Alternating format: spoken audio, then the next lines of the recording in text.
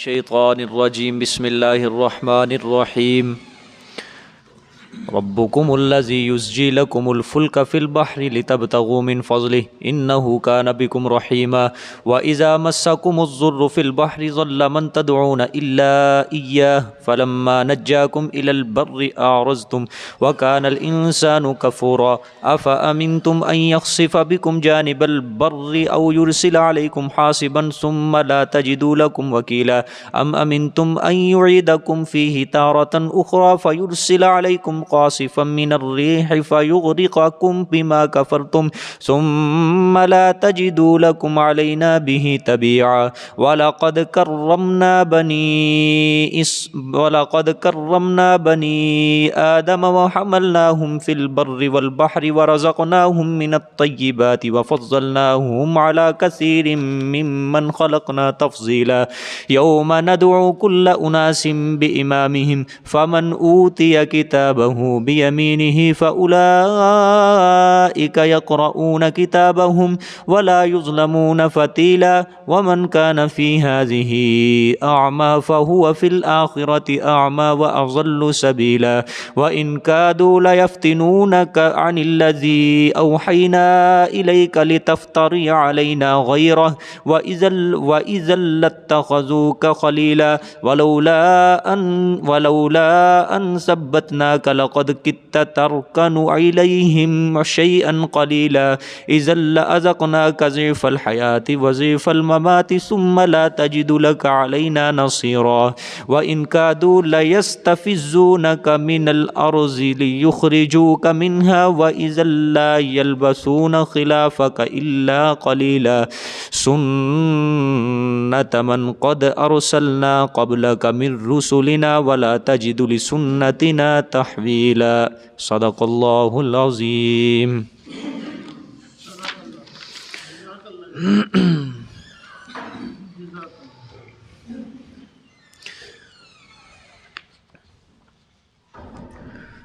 گزشتہ سبق میں اللہ تعالیٰ نے حضرت آدم علیہ السلام اور ابلیس کا قصہ ذکر فرمایا. مقصود اس سے یہ کہ شیطان تمہارا پرانا دشمن ہے، اس کی پیروی نہ کرنا. اگر تم اس کے پیچھے لگ گئے تو یہ تمہیں شرک کرنے پر مجبور کر دے گا، توحید سے تمہیں دور کر دے گا. پھر اس کے بعد اللہ تعالیٰ نے شیطان کا اپنا مکالمہ ذکر فرمایا.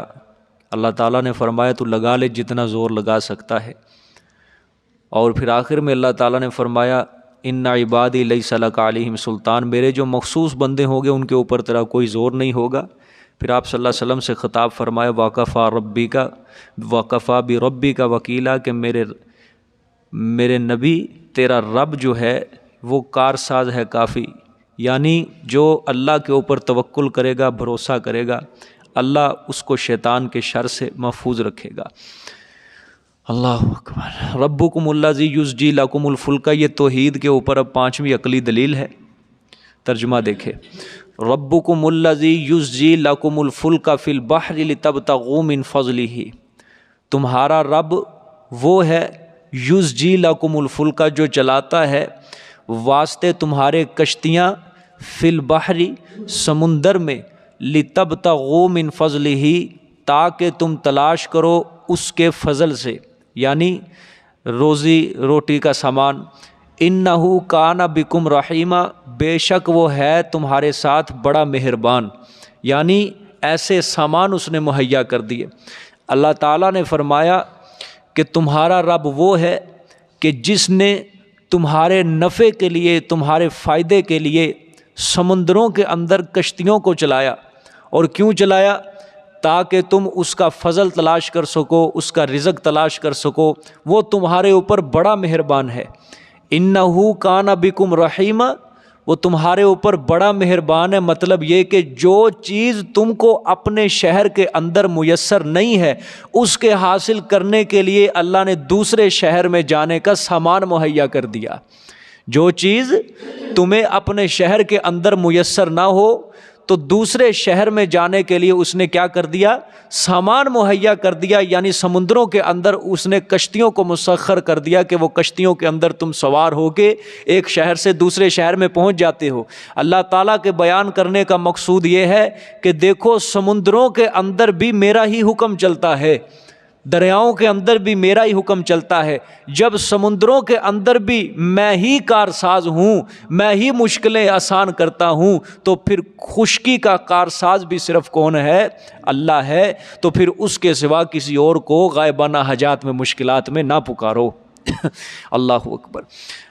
وَإِذَا مَسَّكُمُ الضُّرُّ فِي الْبَحْرِ ضَلَّ مَن تَدْعُونَ إِلَّا إِيَّاهُ فَلَمَّا نَجَّاكُمْ إِلَى الْبَرِّ أَعْرَضْتُمْ وَكَانَ الْإِنسَانُ كَفُورًا۔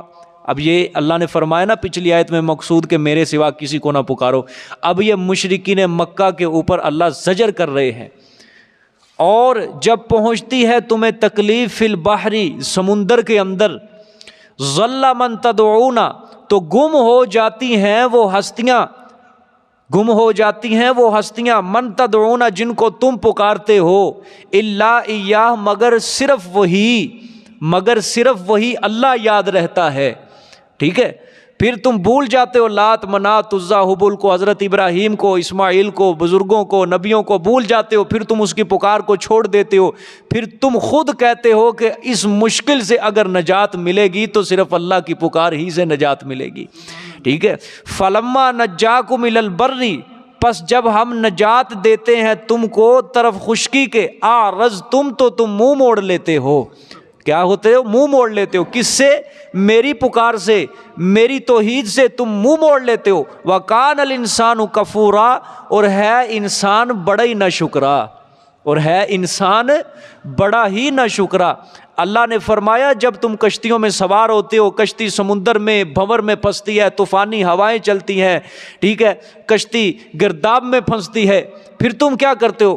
پھر تم اپنے مزعومہ معبودوں کو، جو خود ساختہ معبود ہیں، تم انہیں بھول جاتے ہو، ان کی پکار کو چھوڑ دیتے ہو، پھر تم خالص صرف اللہ کو پکارتے ہو، اللہ ہی کی پکار کرتے ہو۔ لیکن جب ہم تمہیں نجات دے دیتے ہیں خشکی کی طرف، یعنی کشتی کے اندر ہم صحیح سلامت تمہیں کنارے لگا دیتے ہیں، تو تم پھر ہماری توحید سے منہ موڑ لیتے ہو، پھر تم ہماری پکار سے منہ موڑ لیتے ہو، پھر تم ظالم و شرک کرنے لگ جاتے ہو۔ ہاں ہمیں فلاں بزرگ نے بچایا ہے، ہاں ہمیں لات نے بچایا، ہاں حضرت ابراہیم نے موڈا دیتا، حضرت اسماعیل نے ہمیں بچایا ہے۔ اللہ نے فرمایا انسان بڑا ہی ناشکرا ہے، بڑا ہی ناشکرا ہے۔ چلو یہ تو اللہ تعالیٰ نے فرمایا کہ کشتیوں کے اندر خالص میری پکار کرتے ہو، لیکن یہاں تو کشتیوں کے اندر بیٹھ کے بھی بغداد والے کو پکارا جاتا ہے، معین الدین چشتی لگا دے پار کشتی، ٹھیک ہے، یہاں تو مشکل میں بھی اللہ کو یاد نہیں کیا جاتا۔ لیکن مشرکین مکہ خاص جب ان کے اوپر بڑی مشکل آتی، بڑی مصیبت آتی تھی، تو پھر وہ سب کو بھول جاتے اور صرف کس کو یاد کرتے؟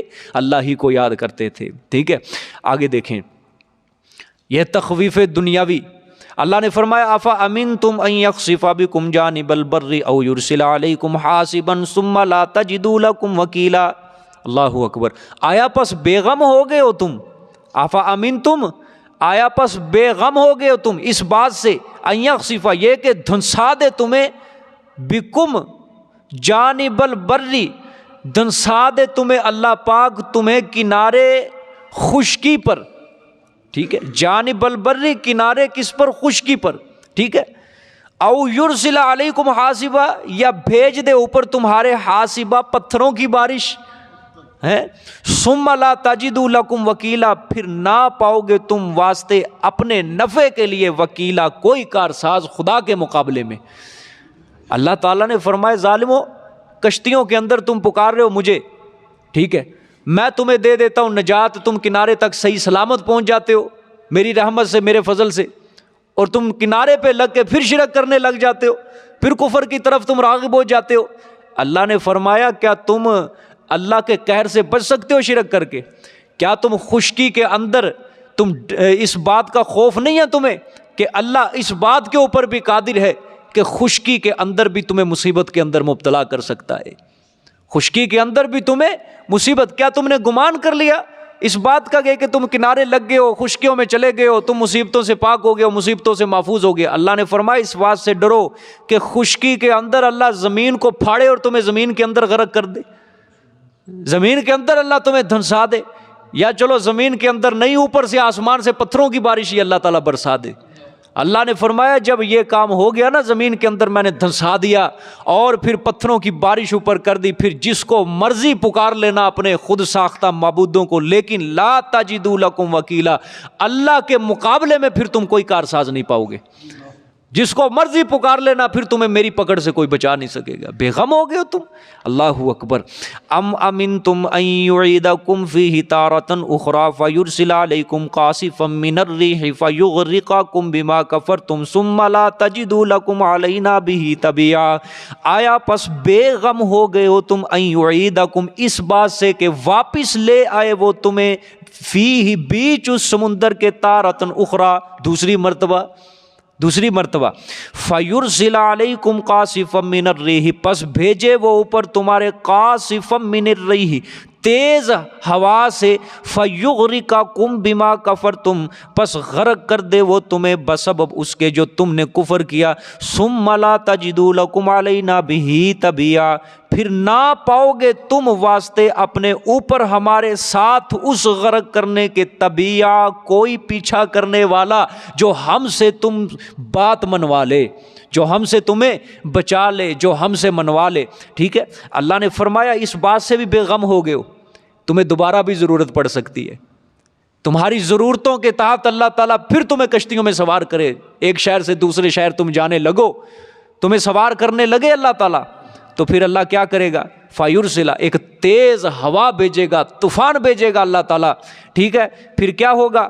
تمہارے اسی شرک کے بسبب، وہی جو تم نے کنارے لگ کے شرک کیا تھا، کفر کیا تھا، اسی شرک کے بسبب، اسی کفر کے بسبب اللہ تعالیٰ تمہیں وہاں پانی میں کیا کر دے؟ غرق کر دے، ڈبو دے۔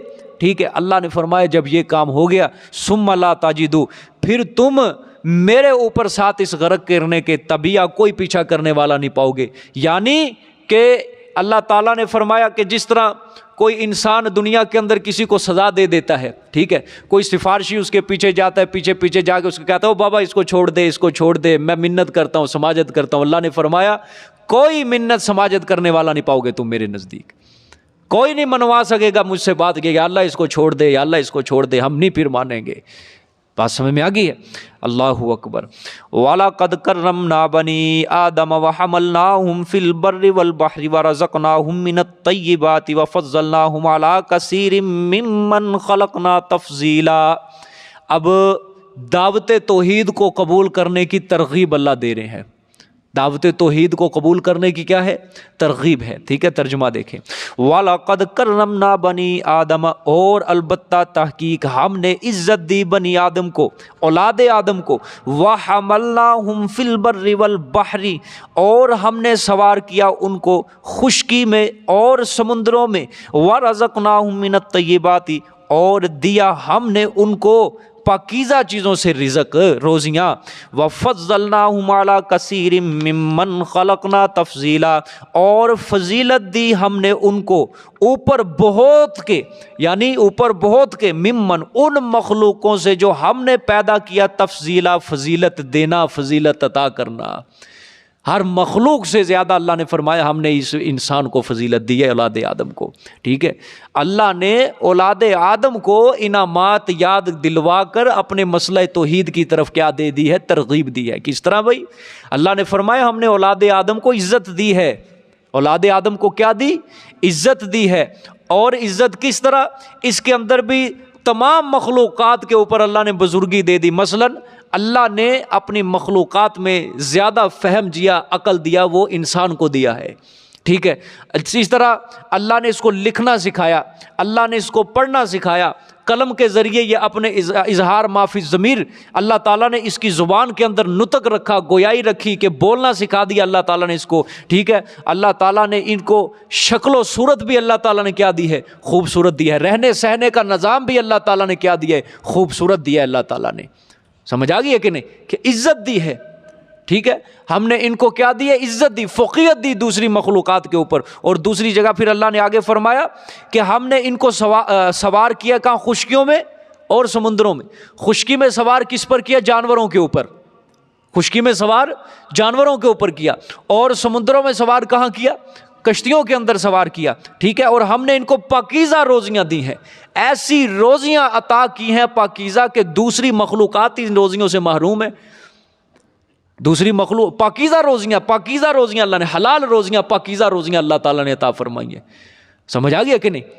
اور بھائی جانور ہے نا، جانور دیکھ لو، اس کے سامنے جو چارہ ہوتا ہے کس طرح ہم اس کو کاٹتے ہیں، کیسے زمین سے اٹھا کے اس کے سامنے پھینک دیتے ہیں، اور بعض اوقات جانور نیچے گرا ہوا چارہ بھی کھا لیتا ہے، ٹھیک ہے، اور ہم کتنے احسن انداز سے اللہ تعالیٰ نے ہمارے سامنے کھانا پیش کرتے ہیں اللہ تعالیٰ، ٹھیک ہے، کہ اس کے لیے کیسا اللہ نے نظام مقرر کیا ہے کہ ایک کسان کے دل کے اندر اللہ بات ڈالتے ہیں کہ وہ محنت کرتا ہے، وہ بیج لے کے زمین کے اندر بو کے آتا ہے، ٹھیک ہے، چند دنوں کے بعد اسے کونپل پھوٹتی ہے، ٹھیک ہے، پھر اللہ تعالیٰ اس کونپل کے ذریعے اس کونپل کو لمبا کرتے کرتے اس کے اندر اللہ تعالیٰ انسان کے لیے غلے کو پیدا کرنے لگ جاتے ہیں، پھر وہ غلہ پکتا ہے، پھر کسان کو ہمت دیتے ہیں اللہ تعالیٰ، کسان اس کھیت کو کاٹتا ہے، پھر کاٹ کے اس کی چھٹائی کر کے صاف ستھرا کر کے اس کو منڈیوں کے اندر بیچ دیتا ہے، پھر منڈیوں سے چل کے وہ تھوک کی دکانوں پہ آتا ہے، پرچون کی دکانوں پہ آتا ہے، پھر انسان وہاں سے لیتے ہیں، خریدتے ہیں، پھر اس کو تھوڑی سی صاف ستھرا کر کے اس کو دے کے آتے ہیں چکیوں میں آٹا لے کے،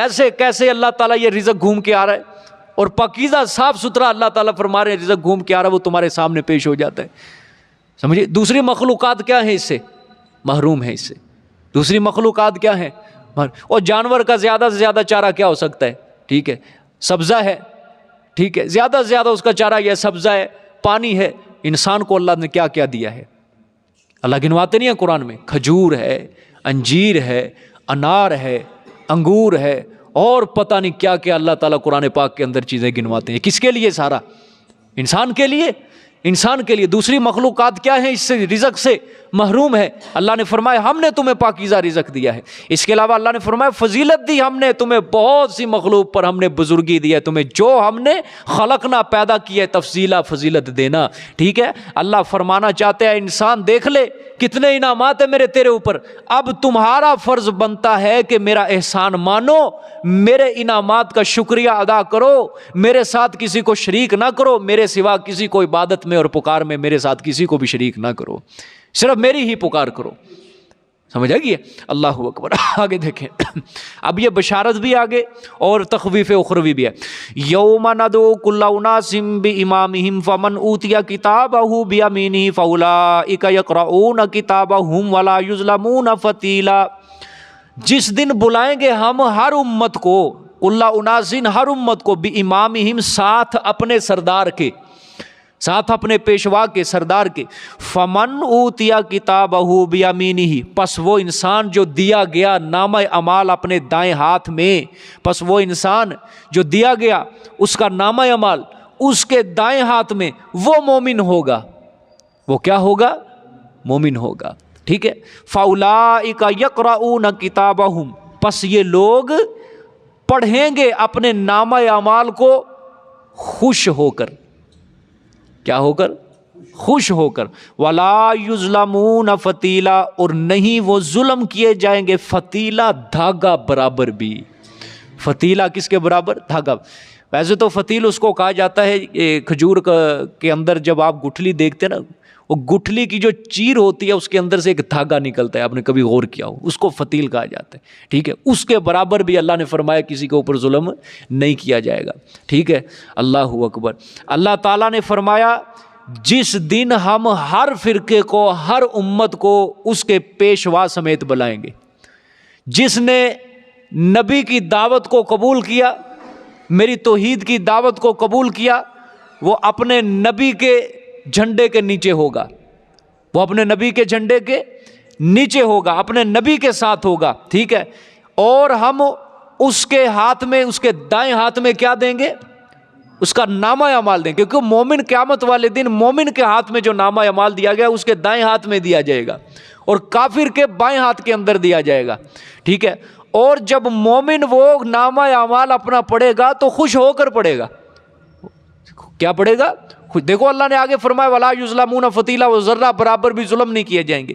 جب اس کے دائیں ہاتھ میں ملے گا تو آپ کو پتہ ہے مومن کے بارے میں اللہ قرآن میں بار بار فرماتا ہے لا خوف علیہم ولا ہم یحزنون، نہ ان مومنین کے اوپر خوف ہوگا، نہ وہ مغموم ہوں گے، نہ ماضی کا کوئی خوف ہوگا اور نہ کوئی تمنا کے چھن جانے سے، کسی جنت کی نعمت سے چھن جانے سے ان کو کوئی غم نہیں ہوگا، ٹھیک ہے، وہ خوش ہوں گے، ٹھیک ہے۔ اسی طرح قرآن میں اللہ نے فرمایا ہا اقرؤ کتابیہ، یہ مومن جب اپنے نامہ اعمال کو دیکھ دیکھ کے پڑھیں گے خوش ہوں گے، ساتھ والے کو دوسرے کو بھی کہیں گے او بابا یہ میرا نامہ اعمال پڑھ، سمجھ آئیے، یہ میرا نامہ اعمال پڑھ، ٹھیک ہے، سبحان اللہ۔ مومن کیا کہیں گے قرآن کے قیامت والے دن، یہ میرے نامہ اعمال کو تو بھی پڑھ، ٹھیک ہے۔ اللہ نے فرمایا وَلَا يُظْلَمُونَ فَتِيلًا، ان کے اوپر رائی کے دانے کے برابر، فتیلہ دھاگے برابر بھی ظلم نہیں کیا جائے گا، ٹھیک ہے۔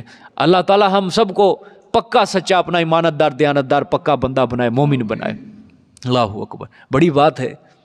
وگرنہ قیامت کا دن 50,000 سال لمبا دن ہے، پیاس کی شدت، روز محشر پانی نہیں ملے گا، وگرنہ مومنین کو پانی صرف وہاں ملے گا، او حوض کوثر پہ، حوض کوثر پہ پانی۔ حضور صلی اللہ علیہ وسلم نے فرمایا حوض کوثر کے یہ 4 کنارے ہیں، ایک کے اوپر ابو بکر کھڑا ہوگا، ایک کے اوپر عمر، ایک کے اوپر عثمان، ایک کے اوپر علی۔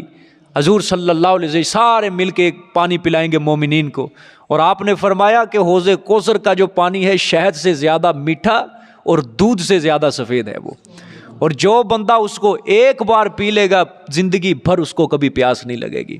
اللہ ہم سب کو وہ حوض کوثر کا پانی نصیب فرمائے، ٹھیک ہے۔ بڑی بات ہے، زبان لکڑی کی ہو چکی ہوگی، سوکھ جائے گی زبان، سوکھ جائے گی زبان، بولنے کی طاقت کسی کے اندر نہیں ہوگی، ٹھیک ہے۔ لیکن مومنین کا کیا حال ہوگا؟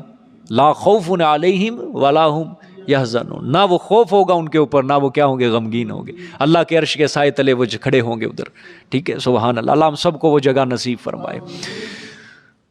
آگے اب تخویف اخروی، ومن کان فی ہذہ اعمی فہو فی الآخرۃ اعمی واضل سبیلا، اللہ اکبر۔ اور وہ انسان جو رہا اس میں، فی ہذہ، اس میں، کس میں؟ دنیا میں، کیا رہا؟ اعمی، اندھا، فہو فی الآخرۃ اعمی، پس وہ آخرت میں بھی اندھا ہی ہوگا، واضل سبیلا، اور کیا ہوگا؟ منزل نجات سے، ٹھیک ہے، وہ کیا اندھا ہوگا آخرت میں؟ منزل نجات سے، یعنی جو اس کے نجات کے لیے منزل تھی اس سے بھی کیا ہوگا؟ وہ اندھا ہوگا، ٹھیک ہے۔ وَأَضَلُّ سَبِيلًا، اور زیادہ گمراہ ہوگا ازروئے راستے کے۔ دنیا کے اندر تھوڑا گمراہ تھا لیکن آخرت کے اندر وہ زیادہ گمراہ ہوگا ازروئے راستے کے، ٹھیک ہے۔ کیا مطلب ہے؟ جو شخص اس دنیا کے اندر اندھا رہا وہ کل قیامت والے دن جنت کی طرف سے بھی اندھا ہی ہوگا جانے کے لیے، گمراہ کر دیں گے اللہ تعالیٰ، یعنی نجات کی راہ ہی نہیں وہ دیکھ سکے گا، ٹھیک ہے، بلکہ دنیا کی بنسبت وہ زیادہ کیا ہوگا؟ گمراہ ہوگا۔ کس طرح؟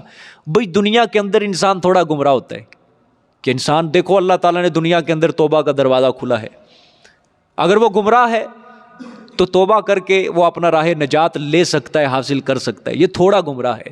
لیکن آخرت کے اندر کیا کرے گا؟ کچھ بھی نہیں، 100 بار 1000 بار بھی توبہ کر لے، آتا نہیں قرآن پاک میں کہ کافر کہیں گے یا اللہ دوبارہ بھیج، مہلت دے ہمیں، اللہ نے فرمایا اب نہیں مہلت ملے گی، اب جاؤ سیدھا جہنم کے اندر۔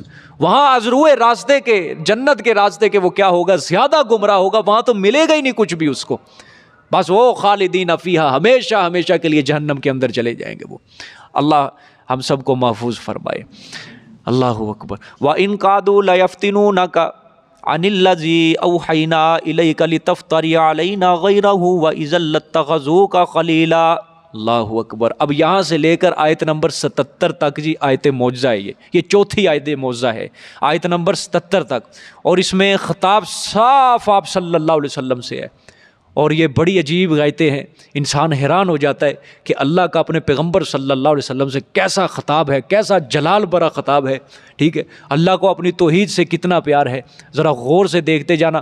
بندہ ڈر لگتا ہے کہ کسی کے دل کے اندر ایمان ہونا، خوف کھاتا ہے کہ وہ بھی اللہ اپنے ہدایت کے معاملے میں، اللہ تعالیٰ اپنی توحید کے معاملے میں کتنا غیرت مند ہے کہ اپنے نبی پاک صلی اللہ علیہ وسلم سے کس طرح اللہ تعالیٰ کلام فرما رہے ہیں، ذرا غور کرتے جانا۔ وَإِن كَادُوا لَيَفْتِنُونَكَ عَنِ الَّذِي أَوْحَيْنَا إِلَيْكَ، اور وہ لوگ تو چاہتے تھے، کون؟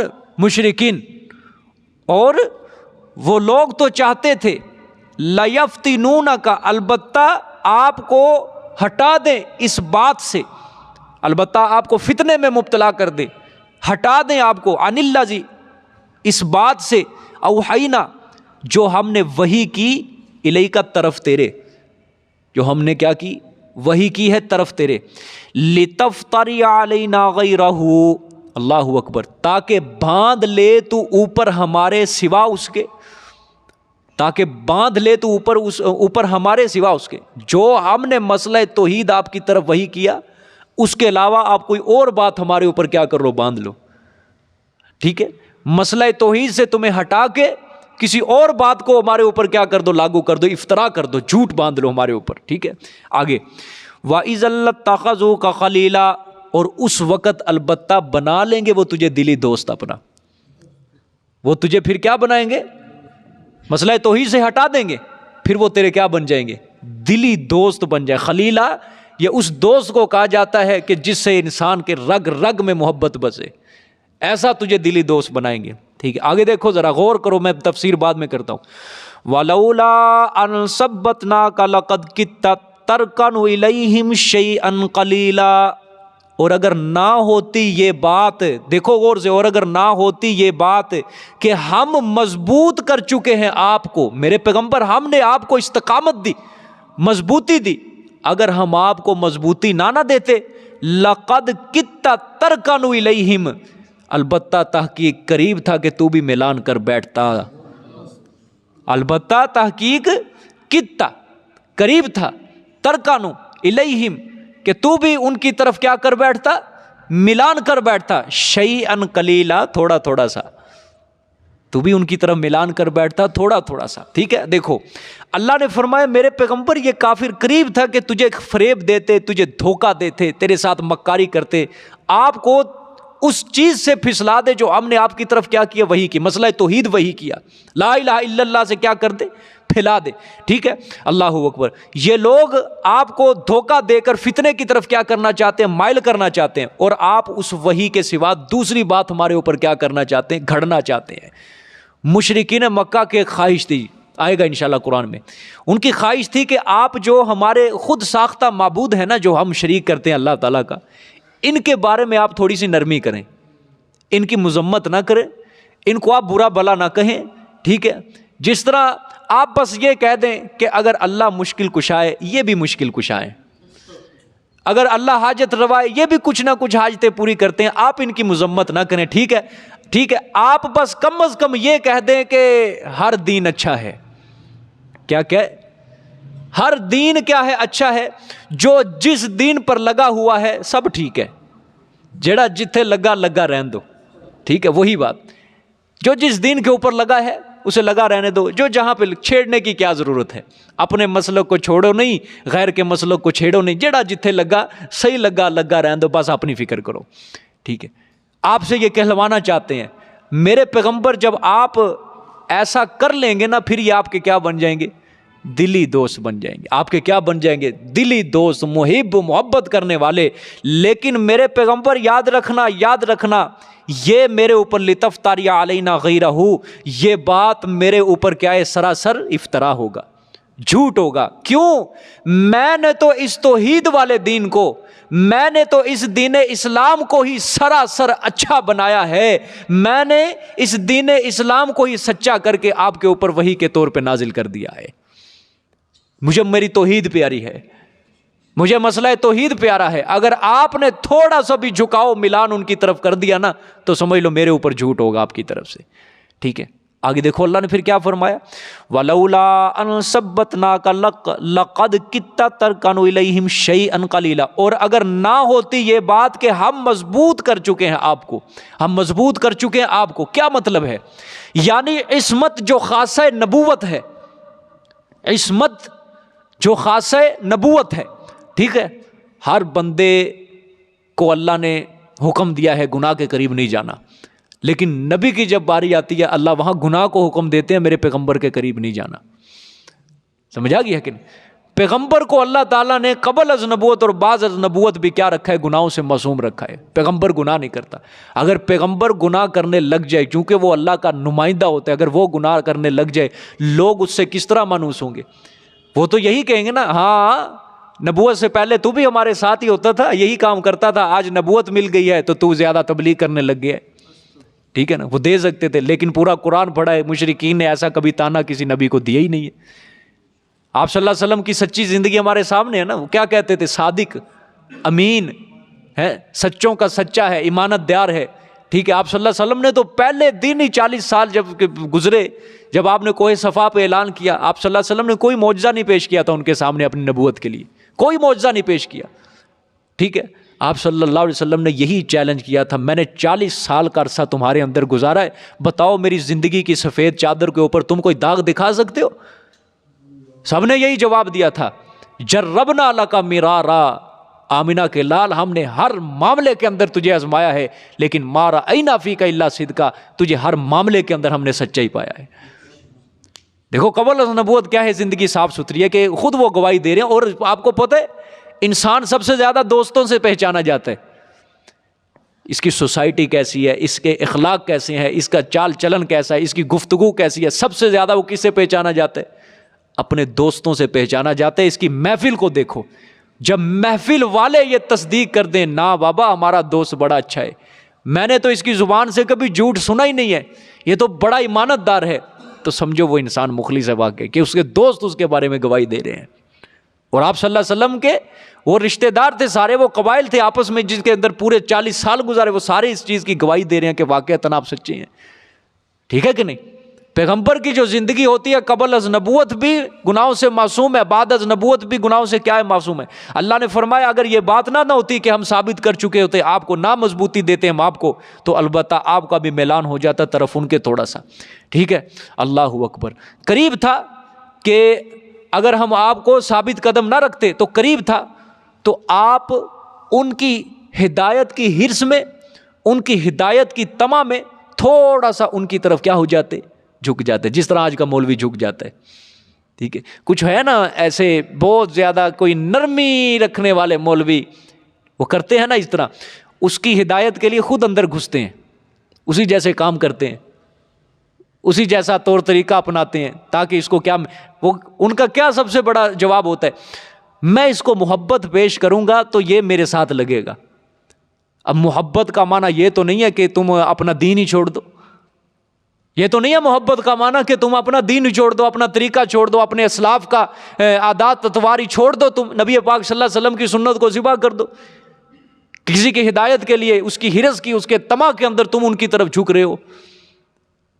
کوئی جا رہا ہے صحابہ کرام کے دشمنوں کے اس کے مرکز کے اندر جا رہا ہے, کوئی امام بارگاہ کے اندر جا رہا ہے, اس کے اندر جا کے نمازیں پڑھ رہا ہے, کیا ہے جی, سب سے پہلا اس کے حواریوں سے پوچھ لو, وہ کہتے ہیں نہیں جی نہیں, یہ محبت کے ذریعے اخلاق کے ذریعے کیا پھیلایا جا رہا ہے, دین پھیلایا جا رہا ہے کہ ہم ان کو محبت دیں گے, ہم ان کو پیار دیں گے, وہ اس کی طرف جھکیں گے, وہ آئیں گے اس کی طرف.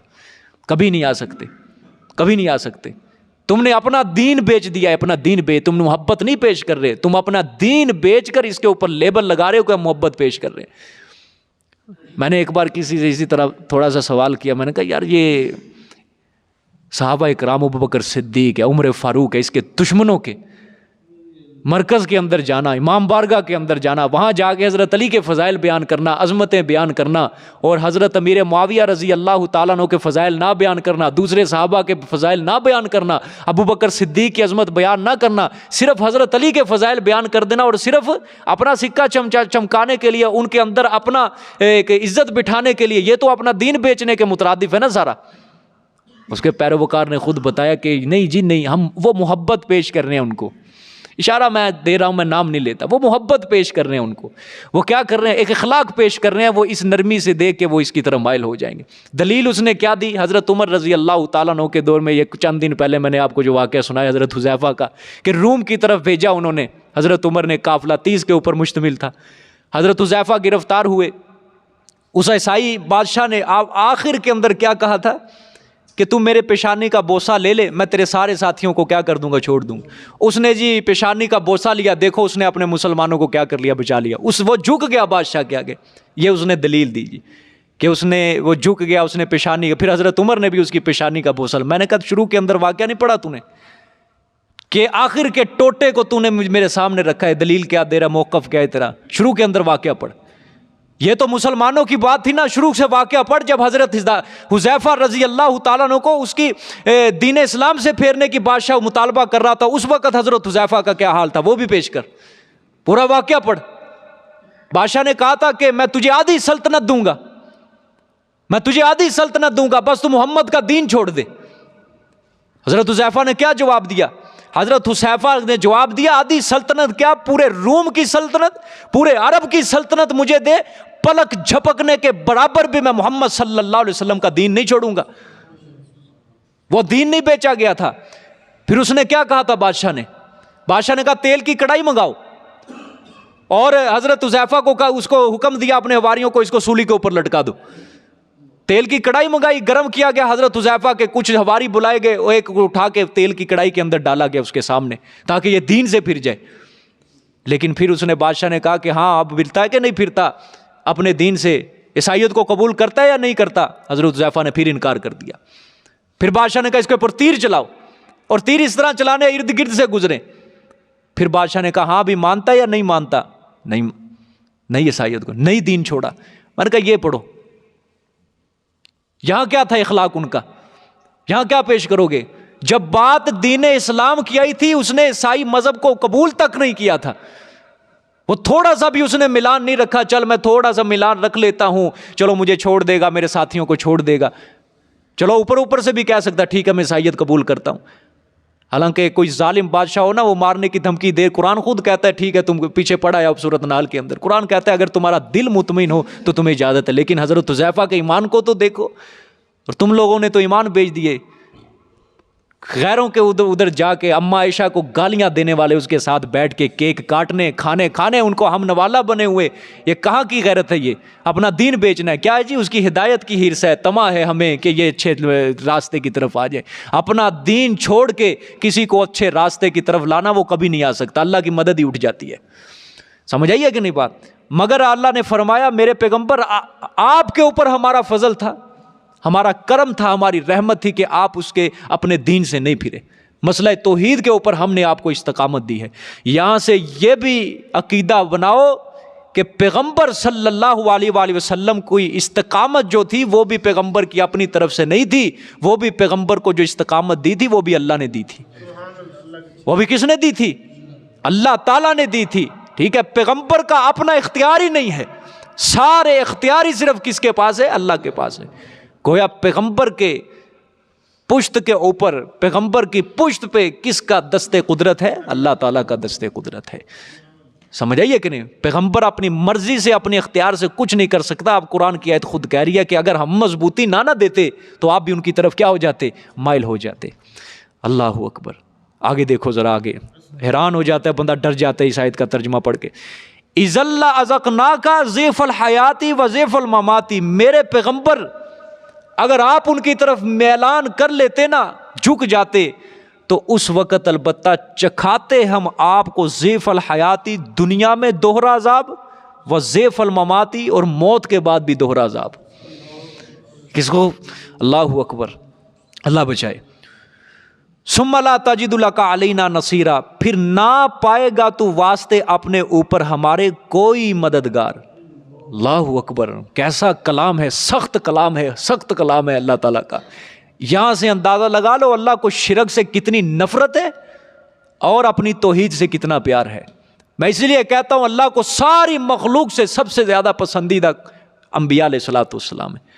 لیکن اللہ انبیاء کو مخاطب کرتا ہے کہ یاد رکھنا ساری مخلوق میں تم سے زیادہ پیار کرتا ہوں، لیکن تم سے بھی زیادہ عزیز اور پیاری اور محبوب مجھے ایک چیز ہے، اپنی توحید مجھے سب سے زیادہ پیاری ہے.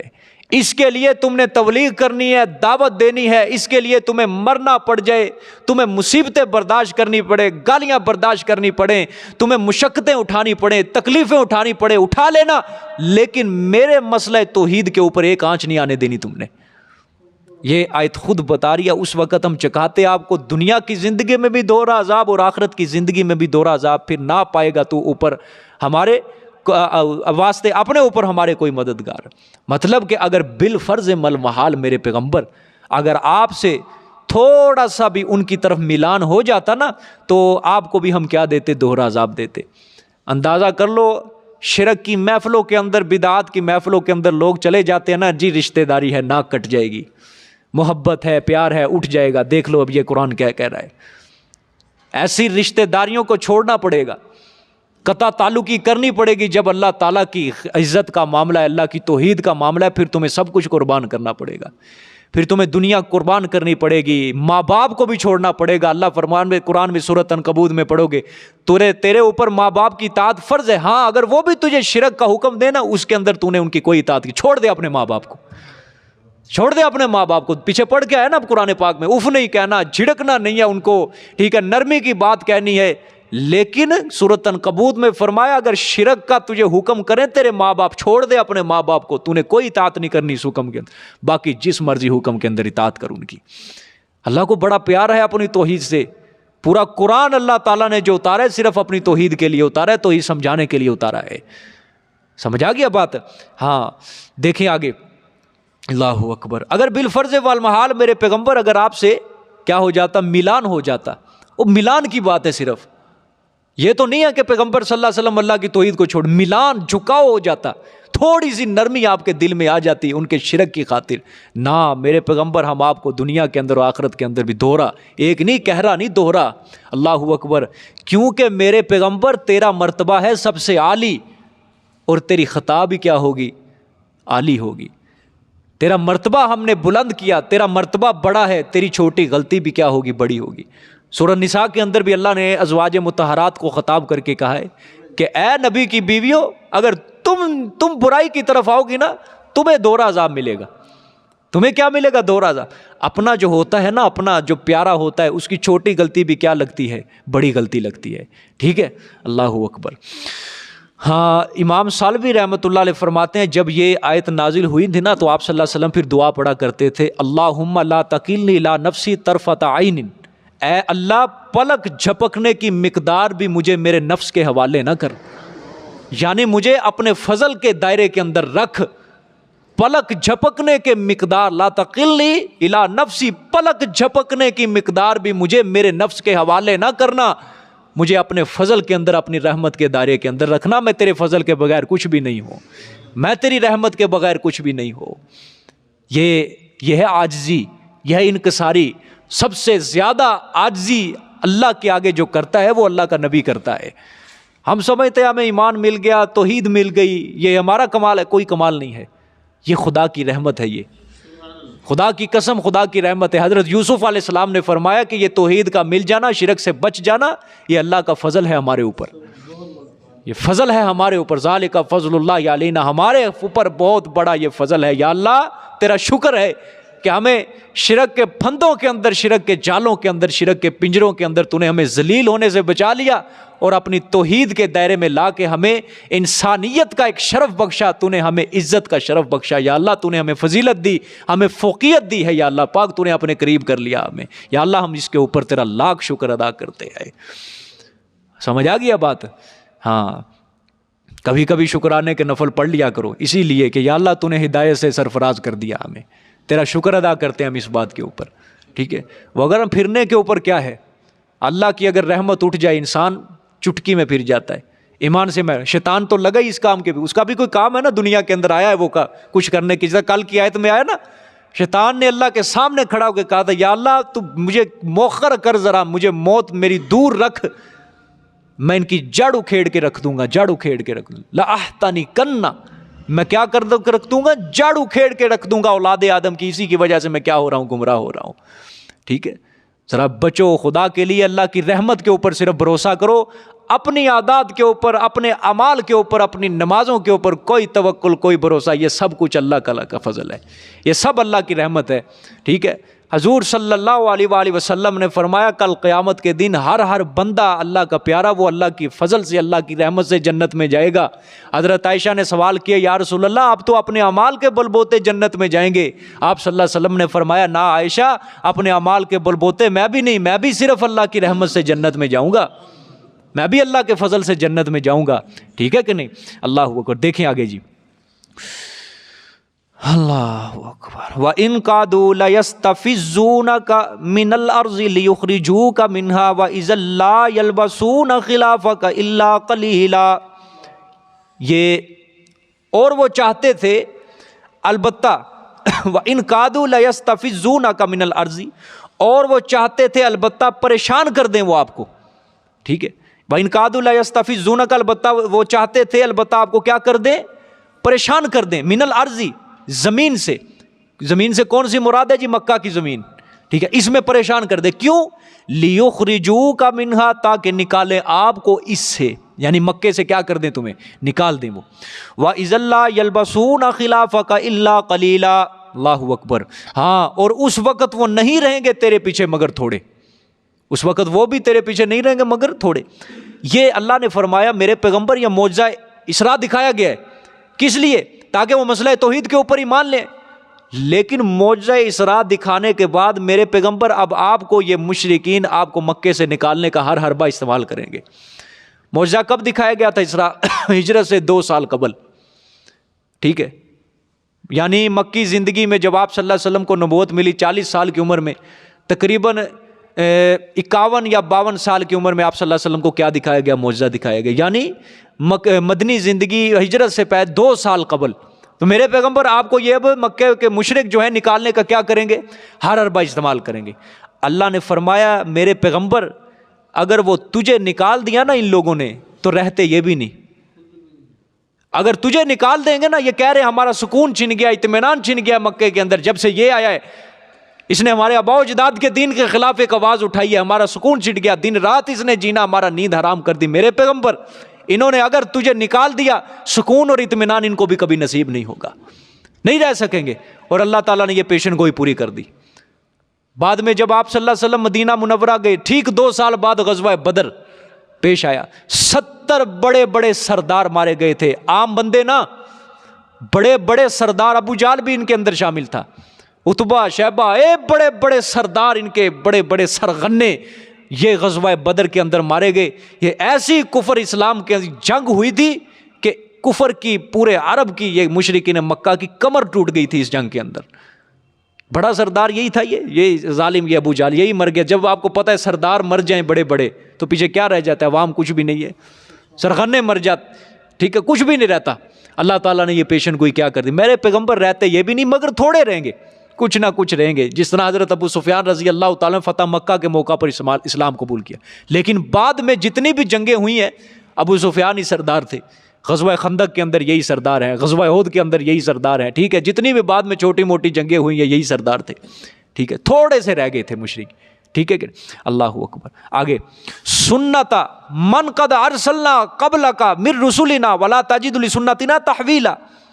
اللہ اکبر. طریقہ ہے ان لوگوں کا، طریقہ ہے ان کا جو تحقیق بھیجا ہم نے قبلک آپ سے پہلے، من رسلنا اپنے رسولوں سے، ولا تجد لسنتنا تحویلا، اور تو ہمارے اس طریقے کے لیے نہیں پائے گا کوئی تبدیلی، ہمارے اس قاعدے کو اندر کوئی تبدیلی. میرے پیغمبر صرف آپ ہی نہیں، گزشتہ نبیوں کی قوموں نے جب نبیوں کے خلاف کوئی تدبیر کی ہے، اپنے وطن سے بے وطن کیا ہے، ہم نے یہی حربہ استعمال کیا. ہم نے ان کو عذاب کے اندر مبتلا کر دیا، ہم نے ان کو سخت مصیبتوں کے اندر مبتلا کر دیا.